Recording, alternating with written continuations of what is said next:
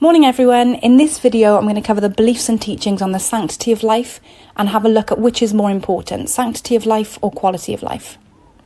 So sanctity of life is the belief that life is sacred because it's been made by God. For Christians and Muslims, human life is special because God has given us certain skills, talents and qualities. For example, humans are special because they've been made and designed by God, they've been given a soul whereas animals haven't, and they've been given power and responsibility over the world. Christians believe that humans have also been made in God's image. However, Muslims do not share this view. So God created mankind in his own image. In the image of God he created them. Male and female he created them. So people were made in the image of God, or Imago Dei as it's also called. But what exactly does that mean? It doesn't make sense if you take it literally, that God made us look the same way he does, because, not being physical, God doesn't have a look, which is why he never posts selfies. Therefore, it must mean that humans have some particular quality that's distinct from the rest of creation. It's our capacity to be spiritual, rational, and creative that truly sets us apart, as well as our crucial ability to distinguish right from wrong. Some also believe that our unique quality is that we were created to rule the world, to fill the earth and subdue it. We're certainly managing to dominate the planet, but it's not obvious that we're doing a great job of looking after it. It could be that it's our very capacity to make mistakes that makes us unique. After the story of creation comes the story of Adam and Eve, and it was Eve exercising her free will that led to the world's first major muck-up, resulting in mankind falling from grace. So we're going to look first at the Christian teachings on the sanctity of life. One of the first and most important reasons that life is sacred in Christianity is because they believe that we've been made by God in his image, or Imago Dei. This inevitably makes us special. This doesn't mean that we physically look like God, but that we've been given some of the qualities such as goodness, compassion and wisdom, which we're expected to reflect out into the world. This belief is based on a teaching from Genesis 1 where it says, "Then God said, let us make man in our image and in our likeness." In addition, there are numerous teachings in the Bible that suggest life is sacred because we've been made and designed by God. For example, in Jeremiah 1 verse 5 it says, "Before I formed you in the womb I knew you, before you were born I sanctified you." Sanctified is a word that we use for making something holy. In addition, in Psalm 139 it says, "For you formed my inward parts, you knitted me together in my mother's womb. I praise you, for I am fearfully and wonderfully made." So these teachings not only suggest that God made us, but that he took time to design and form us. They also imply that we were planned and designed before we were even conceived. As a result, many Christians argue that it's wrong to destroy any life, including the life of a fetus. The Bible seems to suggest that we're also special because we're loved by God. In Luke 12 verse 6-7 it says, "Aren't 5 sparrows sold for 2 pennies? Yet not one sparrow is forgotten by God. Even the hairs on your head have all been counted, so don't be afraid, you are worth much more than many sparrows." In addition, Jesus taught numerous parables that reflected the love of God, such as the parable of the lost sheep and the parable of the prodigal son, in which God is depicted as a loving father who welcomes his children into the home, even though they've done wrong. Finally then, another reason why Christians see life as sacred is because they believe that God is immanent or inside them. Many Christians see the soul as part of God within them. This is based on the teaching from Genesis 2, which says God breathed life into his nostrils, the breath of life, and man became a living being. In addition, St. Paul compares the body to a temple. In 1 Corinthians 6 he says, "Your body is a temple in which the Spirit of God lives." This could be interpreted to mean that anything that harms or destroys the body is wrong. So next then, on to Muslim teachings about the sanctity of life. Whilst Muslims don't believe that they've been made in the image of Allah, they do believe that Allah created every person, and that makes them sacred. They believe that every individual carries within them a soul or a ruh, and that has been designed by him. The Quran says, "Do not take a life which Allah has made sacred except for a just cause." As such, Muslims are expected to try and preserve life and only take it for a just reason, such as punishment or holy war. Taking a life for any other reason would be a sin. In the Quran it says, "Whoever has spared the life of a soul, it is as though he has spared the life of all people. Whoever has killed a soul, it is as though he has murdered all of mankind." Muslims also recognise that Allah is omnipotent or all-powerful and is the ultimate designer of things. Muslims believe that as an intelligent designer, Allah has made humankind and designed them with great skill and care. In the Quran, in Surah 27, it says, "The work of Allah who has perfected everything he created." Some Muslims believe this so strongly that they don't draw any human forms. It would be seen as playing God, and recognise any man-made image would fail to reflect the complexity of Allah's creation.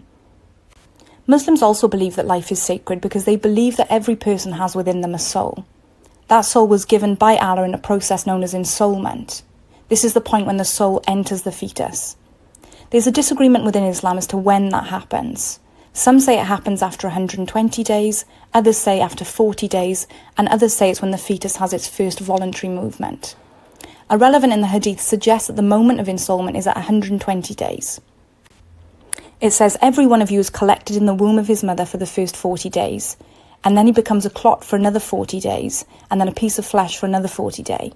Then the soul is breathed into his body. Many Muslims believe that it's this point when the soul is breathed into the body that the individual becomes a living being and therefore becomes sacred.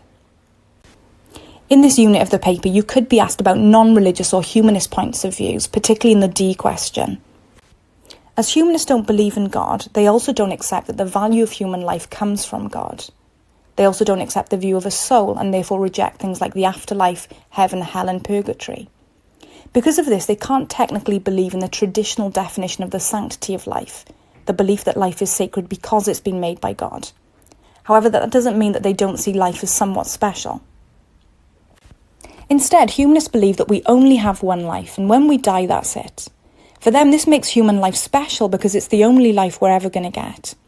Humanists therefore believe that our central purpose is to enjoy life and make the most of the time we have. It also gives us a moral responsibility to help others and show compassion to make sure their life is enjoyable. The atheist comedian Ricky Gervais says it's a strange myth that atheists have nothing to live for. It's the opposite. We have nothing to die for. We have everything to live for. So, is sanctity of life more important than the quality of life? So as I said previously, sanctity of life is the belief that life is sacred because it's been made by God. Somebody that believes in the sanctity of life is likely to try and preserve life and save it as much as they possibly can. In comparison, quality of life refers to the extent to which life is meaningful, pleasurable and free from pain. There's some disagreement about which is more important, sanctity of life or quality of life, particularly surrounding medical procedures like abortion and euthanasia.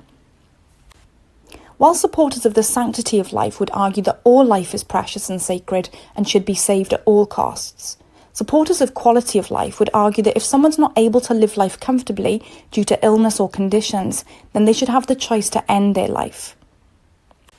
Well, many Christians would argue that sanctity of life is more important because humans have been made in God's image and therefore we have a duty to protect and preserve life at all costs.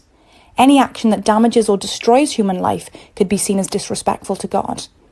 In Genesis 1 it says, "Let us make man in our image and in our likeness." As such, if we end someone's life, we're technically destroying God's creation.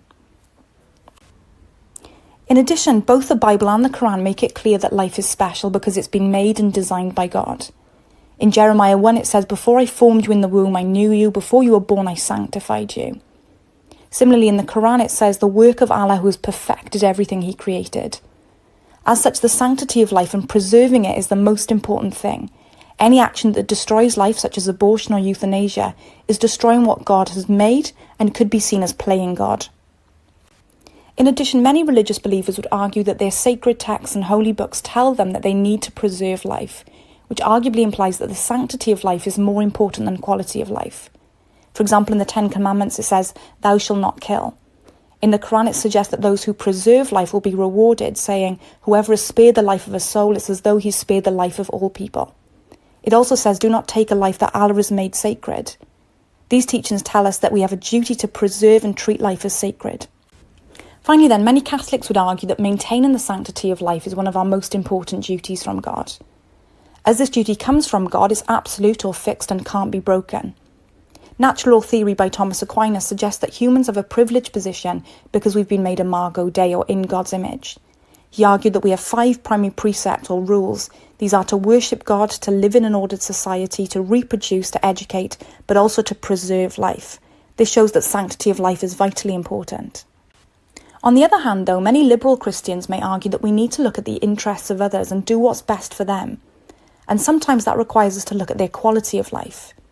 In Philippians 2 it says, "You have kindness and compassion for one another, and look out for one another's interests, not just your own." The attitude you should have is one that Christ Jesus had. Arguably, if someone has an illness that reduces their quality of life, it could be considered more compassionate to allow the medical procedures like euthanasia rather than keep them alive. Similarly, most religious traditions recognise we have a duty to do the most living thing. This could imply that we have a duty to ensure that everyone has a good quality of life. For example, the golden rule across most religions is to treat others as you would like to be treated, or more specifically in Mark 12 it says, "You shall love your neighbour as yourself." Jesus healed somebody on the Sabbath day to emphasise the importance of quality of life, not sanctity of life. In addition, in contemporary society, we seem to value quality of life over sanctity of life. For example, if a fetus is believed to have a low quality of life due to illness or disabilities, many people would support abortion. There's also growing support amongst GPs for euthanasia. The Humanist Dignity in Dying campaign in 2016 found that 86% of people with disabilities and 54% of GPs were either supportive or neutral to a change in law to support euthanasia. This seems to imply that we're prioritising the quality of someone's life over the concern for preserving their life no matter what. Joseph Fletcher, who devised situation ethics, said, "We need to educate people to the idea that quality of life is more important than mere length of life. Our cultural tradition holds that life has absolute value, but this is really not good enough anymore. Sometimes no life is better." And finally, many humanists reject the traditional definition of sanctity of life as they don't believe in God. Many disagree that human life should be seen as any more important than the life of any other species. For example, Peter Singer rejected what he calls speciesism, the belief that humans were superior simply because they're human, and instead argued that we should be treated in the same way as other animals. As we don't allow animals to suffer, we should also focus on the quality of life that we have and have the freedom to end our life if needed. In 2013, the highly respected writer and scientist Stephen Hawking stated, "We don't let animals suffer, so why humans?" This suggests that quality of life has become more important than the sanctity of life. I hope you found that useful. If you want the quickfire test questions, go on Quizlet.